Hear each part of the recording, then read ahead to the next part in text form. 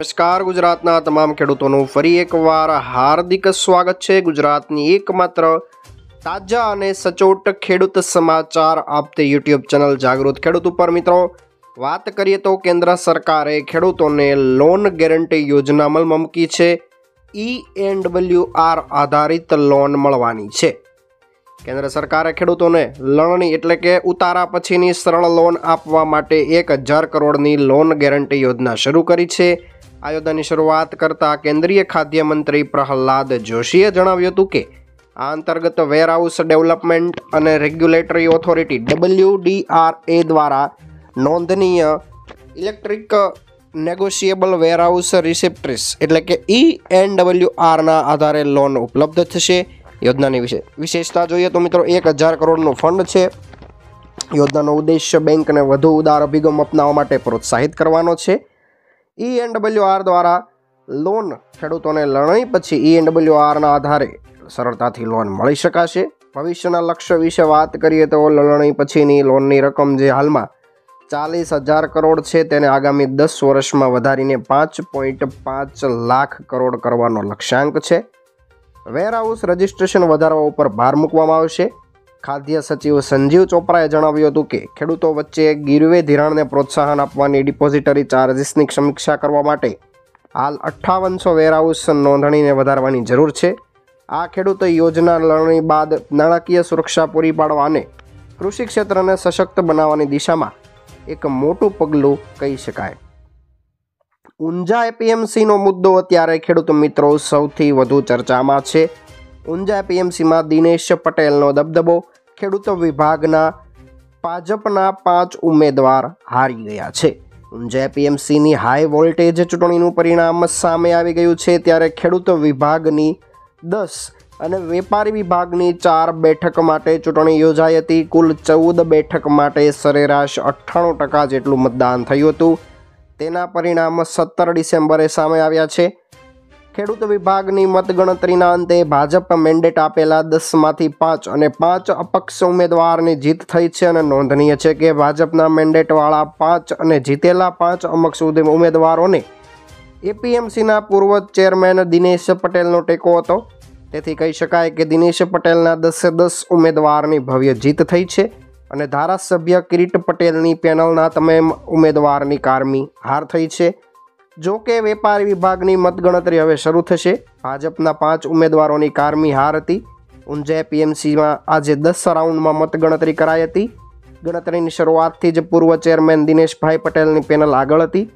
Bhajap mandate આપેલા 5 ઉમેદવારોને દિનેશ પટેલનું સમર્થન ન હતું, તેના કારણે તેમની હાર થઈ છે। આ પરિણામ પરથી સાબિત થાય છે કે ખેડૂત વિભાગની પેનલમાં દિનેશ પટેલનો દબદબો કાયમ રહ્યો છે। ખેડૂત વિભાગનું પરિણામ સામે આવ્યા બાદ દિનેશ પટેલની પેનલ ઉમેદવારો અને સમર્થકોએ ફટાકડા ફોડીને જીતની ઉજવણી કરી હતી અને APMCમાં ચૂંટણીના પરિણામ આવ્યા બાદ જાણે દિવાળીનો માહોલ બની ગયો તેવું વાતાવરણ બન્યું હતું। આગળ વાત કરીએ તો મિત્રો ઇતિહાસના સૌથી મોટા ખેડૂત આંદોલન વિશે મોટામાં મોટા સમાચાર વાત કરીએ તો પંજાબના ખેડૂત નેતા જગજીતસિંહ દલ્લેવાલ ખનેરી બોર્ડર પર આમરણાંત ઉપવાસ ઉપર બેઠા છે અને તેમની તબિયતમાં સતત ખરાબ થઈ રહી છે, સતત તબિયત લથડી રહી છે। ખનોરી બોર્ડર પર ખેડૂત નેતા જગજીતસિંહ દલ્લેવાલ આમરણાંત ઉપવાસ ઉપર 22મા દિવસે મંગળવારના રોજ પ્રવેશ્યા છે।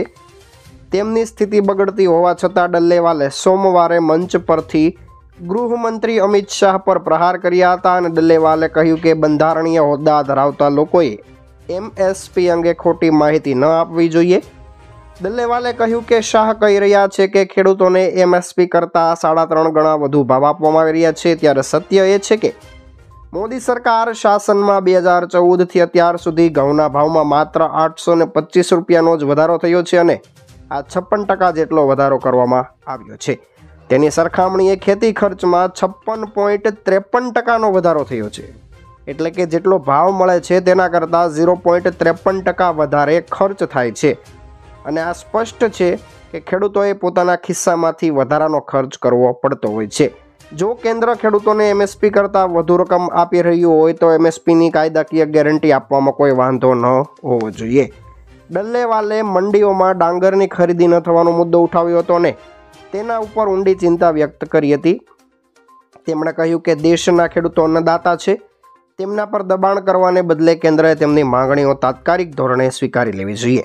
પંજાબ પ્રદેશ કોંગ્રેસના અધ્યક્ષ અમરિંદરસિંહ રાજા વાડિંગ પણ દલ્લેવાલની ખબર પૂછવા માટે ખનોરી બોર્ડર પહોંચ્યા હતા. આ પ્રસંગે દલ્લેવાલની તબિયત બગડતી હોય તેને ધ્યાનમાં રાખીને તેમણે કેન્દ્ર સરકારને ખેડૂતોની માંગણી તાત્કાલિક પૂરી કરવાની માંગ કરી હતી અને વાડિંગે કહ્યું હતું કે સરહદ પર ખેડૂતો પર જે જુલ્મ થઈ રહ્યો છે તે મોદી સરકાર ખેડૂતોનો વિરોધ ચહેરો છતી કરે છે. વાડિંગે આશ્વાસન આપ્યું કે કોંગ્રેસ હંમેશા ખેડૂતોની સાથે છે. ભવિષ્યમાં પણ ખેડૂતોની માંગણીઓ સંસદમાં ઉઠાવવામાં આવશે. કિસાન મજદૂર સંઘર્ષ સમિતિ 18 ડિસેમ્બર બપોરે 12 થી 3 વાગ્યા સુધી રેલવે ટ્રેન બ્લોક કરશે. પંજાબ સમિતિના વડા સુખવિન્દરસિંહ સભારા અને સતનામસિંહ પન્નોએ જણાવ્યું હતું કે છેલ્લા 10 મહિનાથી ખેડૂતોના જૂથો દિલ્હીમાં શંભુ બોર્ડર અને રાજસ્થાનમાં રતનપુરામાં આંદોલન કરી રહ્યા છે. કેન્દ્ર સરકાર તેમની માંગણી પૂરી કરી રહી નથી. સમિતિએ 18 ડિસેમ્બરે રેલવે ટ્રેક બ્લોક કરવાની જાહેરાત કરી છે અને તેની તૈયારી પણ પૂર્ણ રીતે કરી લેવામાં આવી ગઈ છે. તેઓ વિરોધ કરશે અને પંજાબના 18 જિલ્લામાં રેલવે માર્ગો પર ટ્રેનો રોકશે. તે જ સમયે ખેડૂતોએ પંજાબના વિવિધ જિલ્લામાં ટ્રેક્ટર માર્ચ કરવાની પણ જાહેરાત કરેલી છે. આગળ વાત કરીએ તો કિસાન સન્માન નિધિની રકમ બમણી કરવા અને કાયદાકીય MSPની ગેરંટી આપવા માટે ભલામણ કરવામાં આવી છે. કિસાન સન્માન નિધિને લઈને એક મોટા સમાચાર સામે આવ્યા છે. અહેવાલમાં જણાવવામાં આવી રહ્યું છે કે સંસદીય પેનલે સૂચવ્યું છે કે PM કિસાન સન્માન નિધિ એટલે કે PM કિસાન સન્માન નિધિ યોજના હેઠળ નાણાકીય સહાય તરીકે આપવામાં આવતી 6,000 રૂપિયાની વાર્ષિક રકમ વધારીને 12,000 રૂપિયા કરવી જોઈએ. આ સિવાય ખેડૂતોને MSPની કાયદેસર ગેરંટી આપવાનું સૂચન પણ કરવામાં આવ્યું છે. પંજાબ અને હરિયાણાના ખેડૂતોના વિરોધ વચ્ચે સંસદીય પેનલનું આ સૂચન આપવામાં આવ્યું છે. તે અહેવાલ અનુસાર કોંગ્રેસના સાંસદ અને પંજાબના પૂર્વ મુખ્યમંત્રી ચરણજીતસિંહ ચન્ની આગેવાની હેઠળ કૃષિ પશુપાલન અને ખાદ્ય પ્રક્રિયા પરની સ્થાયી સમિતિએ તેના પ્રથમ અહેવાલ 18મી લોકસભામાં આ ભલામણ કરી છે. આ ભલામણ મંગળવારે લોકસભામાં રજૂ કરાયેલા કૃષિ અને ખેડૂત કલ્યાણ મંત્રાલયની પ્રી ગ્રાન્ટ માટેની માંગણીઓ પરથી કરવામાં આવી છે. આ ઉપરાંત કમિટીએ એવી પણ ભલામણ કરી છે કે કૃષિ અને ખેડૂત કલ્યાણ વિભાગનું નામ બદલીને કૃષિ ખેડૂત અને ખેત મજૂર કલ્યાણ વિભાગ કરવામાં આવે. સમિતિએ એમ પણ કહ્યું છે કે તે માને છે કે ખેડૂતોને આપવામાં આવતા મોસમી પ્રોત્સાહન શેર ખેડનારાઓ અને ખેત મજૂરો પણ લંબાવી શકાય છે. તેની ભલામણમાં સમિતિએ કહ્યું કે તે માની રહ્યું છે કે કૃષિ વિભાગે ખેડૂતોને કાયદાકીય ગેરંટી તરીકે અમલમાં વહેલી તકે રોડમેપ જાહેર કરવો જોઈએ. સમિતિએ એમ પણ કહ્યું છે કે વેપાર નીતિ સંબંધિત કોઈ પણ જાહેરાત કરતા પહેલા ખેડૂતોનું પ્રતિનિધિત્વ કરતા સંગઠન અને અન્ય લોકોની સાથે તેમણે ચર્ચા એકવાર કરી લેવી જોઈએ. સમિતિએ આ પણ જણાવ્યું છે કે કૃષિ ઉત્પાદન પર બદલાતી આંતરરાષ્ટ્રીય આયાત નિકાસ નીતિને કારણે ખેડૂતોને જે નુકસાન થઈ રહ્યું છે તે સમિતિ ભારપૂર્વક ભલામણ કરે છે કે commission for agriculture cost and પ્રાઇઝની તર્જ પર એટલે કે CACPની તર્જ પર કાયમી સંસ્થાની રચના કરવામાં આવે અને તેમાં કૃષિ નિષ્ણાંત અને ખેડૂત પ્રતિનિધિઓનો સમાવેશ પણ કરવામાં આવે.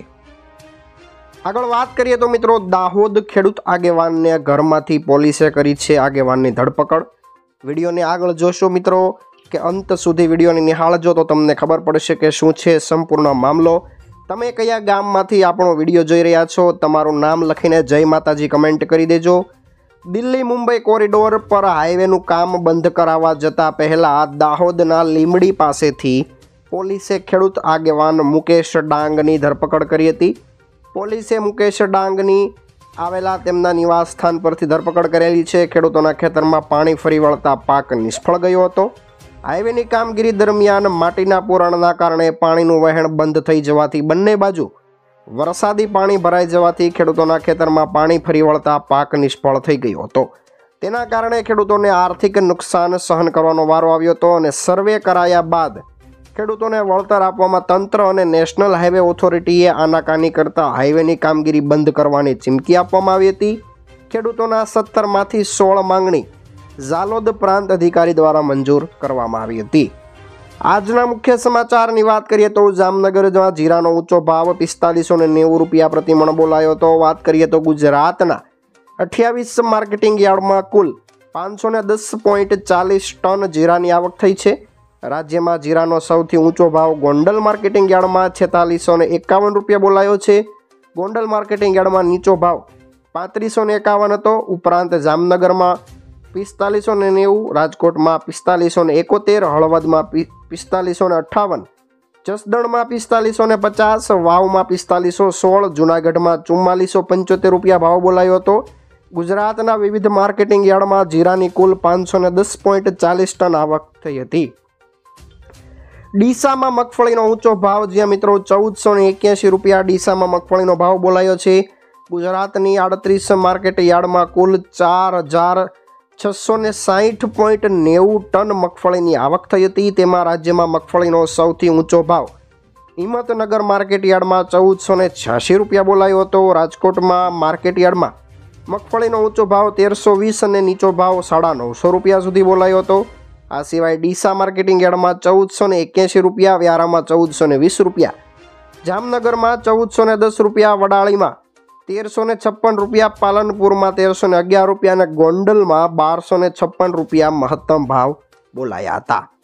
અને જામનગરના કપાસના ઊંચા ભાવની વાત કરીએ તો જામનગર માર્કેટિંગ યાર્ડમાં કપાસનો ઊંચો ભાવ 1480 રૂપિયા બોલાયો હતો. ગુજરાતની 46 માર્કેટ યાર્ડમાં કુલ 5410.05 ટન કપાસની આવક થઈ હતી. તેમાં રાજ્યમાં કપાસનો સૌથી ઊંચો ભાવ રાજપીપળા માર્કેટ યાર્ડમાં 1564 રૂપિયા બોલાયો હતો. રાજકોટ માર્કેટિંગ યાર્ડમાં કપાસનો ઊંચો ભાવ 1460 રૂપિયા, નીચો ભાવ 1350 રૂપિયા હતો.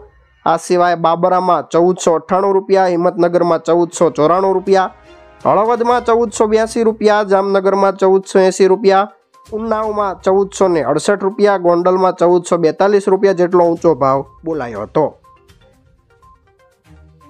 ખેડૂતો માટે એક મોટા સમાચાર છે. તો ખેડૂતોની આવક વધારવા માટે 6 મુદ્દાની વ્યૂહ રચના તૈયાર કરવામાં આવી છે. શિવરાજસિંહ ચૌહાણ, કેન્દ્રીય કૃષિ મંત્રીએ કરી છે મોટી જાહેરાત.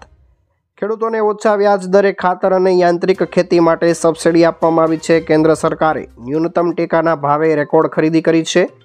નવી દિલ્હીથી સમાચાર આવી રહ્યા છે કે ખેડૂતોની આવક વધારવા માટે સરકાર 6 મુદ્દાની વ્યૂહરચના તૈયાર કરી છે. આજે લોકસભાનો જવાબ આપતા કૃષિ અને ખેડૂત કલ્યાણ મંત્રી શિવરાજસિંહ ચૌહાણે જણાવ્યું છે કે ખેડૂતોની આવક 2002થી 2003માં પ્રતિ માસ 2115 રૂપિયાથી વધીને 2018-19ના વર્ષમાં 10,218 રૂપિયા પ્રતિ માસ થઈ છે. મંત્રીએ ઉમેર્યું હતું કે સરકારની 6 મુદ્દાની વ્યૂહરચનામાં ઉત્પાદન વધારવું, ઉત્પાદન ખર્ચમાં ઘટાડો, ઉત્પાદનના વ્યાજબી લઘુત્તમ ભાવો સુનિશ્ચિત કરવા, કુદરતી આપત્તિથી નુકસાનની ભરપાઈ, કૃષિમાં વૈવિધ્યકરણ અને કુદરતી અને સજીવ ખેતીને પ્રોત્સાહન આપવાનો સમાવેશ થાય છે.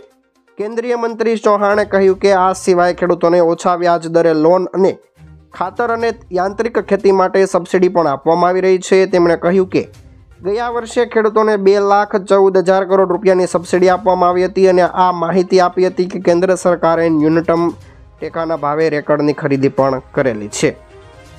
સૌથી મોટા ખેડૂત સમાચાર તો વાત કરીએ તો ઝાલાવાડમાં ખાતરની ભારે તંગી. જે મિત્રો ઝાલાવાડ પંથકમાં અત્યારે રવિ સિઝન ચાલી રહી છે ત્યારે ખેડૂતોને યુરિયા ખાતરની જરૂર પડતા ખેડૂતો વઢવાણ માર્કેટિંગ યાર્ડ ખાતે આવેલા ખાતરના ડેપો પર યુરિયા ખાતર લેવા લાઈનો લગાવી રહ્યા છે. ડેપોમાં ખાતરનો જથ્થો આવ્યો હોવાની જાણ થતાં ખેડૂતો મોટી સંખ્યામાં ખાતર લેવાની લાઈન લગાવી રહ્યા છે.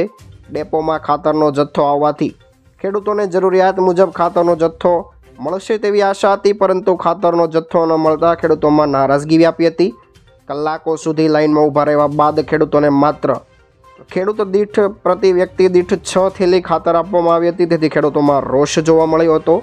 સુરેન્દ્રનગર જિલ્લામાં ખાતરની અછતને લઈને ખાતરના ડેપો પર ખેડૂતોની લાંબી લાઈન જોવા મળી હતી. શિયાળામાં ઠંડીમાં વહેલી સવારથી જ યુરિયા ખાતર માટે લાઈનમાં ઊભા રહેવા છતાં ખેડૂતોને પૂરતા પ્રમાણમાં ખાતર ન મળતા રોષ ફેલાયો છે. વઢવાણ માર્કેટિંગ યાર્ડ ખાતે આવેલા ખાતરના ડેપો પર વહેલી સવારથી જ ખેડૂતો ખાતર મેળવવાની લાઈનમાં ઊભા રહ્યા હોવા છતાં માત્ર 6 થેલી ખાતર આપવામાં આવતા ખેડૂતો કોશે ભરાયા હતા. સુરેન્દ્રનગર જિલ્લામાં શિયાળુ વાવેતરની શરૂઆત થઈ ત્યારથી જ ખાતરની અછત જોવા મળી રહી છે અને હવે ખાતરની તંગીને કારણે ખેડૂતોને રઝળપાટ કરવાની નોબત આવી ગઈ છે. વઢવાણ માર્કેટિંગ યાર્ડમાં આવેલા ખેડૂત સહાય કેન્દ્ર પર યુરિયા ખાતરનો જથ્થો લેવા માટે ખેડૂતો લાંબી લાઈન કરીને ઊભા રહી ગયા હતા, પરંતુ ખાતરના ડેપો પર ખાતરનો જથ્થો આવ્યા હોવાની જાણ થવાથી મોટી સંખ્યામાં ખેડૂતો આવ્યા હતા. તેથી અવ્યવસ્થા સર્જાઈ હતી અને અંતે ખેડૂતોને ખાતર લેવા માટે લાંબી લાઈનમાં ઊભા રહેવાની નોબત આવી હતી. હાલ ખેડૂતોએ જીરું, ચણા, ઘઉં, વરિયાળી સહિતના પાકનું વાવેતર કરી દીધું છે, ત્યારે યુરિયા ખાતરની ખાસ જરૂરિયાત છે. તેવા સમયે ખેડૂતોને પૂરતા પ્રમાણમાં જથ્થો ન મળવાથી ખેડૂતોમાં રોષ જોવા મળ્યો હતો. તો આ હતા આજના મુખ્ય સમાચાર. નવા સમાચાર સાથે ફરી એકવાર મળીશું. ત્યાં સુધી જોતા રહો આપણી યુટ્યુબ ચેનલને. જય કૃષિ વિજ્ઞાન.